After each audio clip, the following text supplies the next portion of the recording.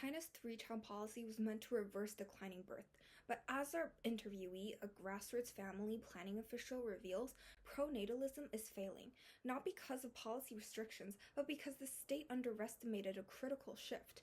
Parents no longer see children as just another mouth to feed, but as a lifelong investment, and without cultural and structural support, that investment feels impossible. Interviewees claim that the three-child policy hasn't led to a baby boom. Most who are having more children are older couples who always wanted a second or third child but were blocked by the one-child policy. And that's why there was a small rise of birth rates during the period of 2015 to 2017. And young newlyweds, they're not rushing. Even in villages where people assume everybody wants big families, young couples tell us that one child is expensive enough. The data backs her up. After a brief uptick in 2021, driven by a pent-up demand from previously restricted families, birth rates resumed their decline. Why? Because pronatalist policies ignore the real barriers, the crushing costs of childcare, education, and housing. Officials can remove birth limits, but they can't remove parents' fears. Interviewees claim that my parents are too old, and there's no daycare here.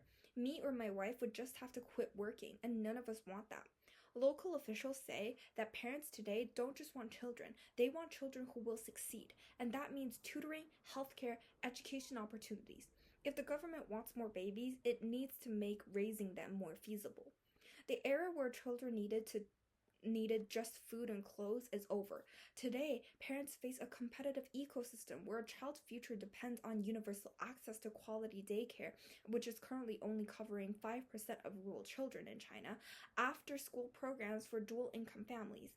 And thus, we propose we need to mandate workplace childcare facilities for all enterprises with 300 plus employees. Convert underutilized village committee buildings into community childcare centers.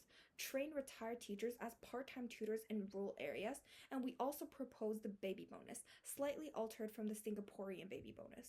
Monthly direct cash transfers scaling with each child. For example, 800 RMB for the first, 1200 RMB for the second, and 2000 RMB for the third, etc.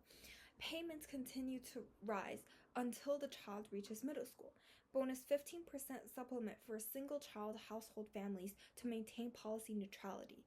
The funding mechanism is simple. We can redirect 30% of existing birth propaganda budgets because, as previously mentioned, a lot of birth propaganda are useless posters on the places where nobody goes, especially in rural villages. We can also implement luxury goods surtax, a 0.5 or 2% on items over 50,000 RMB.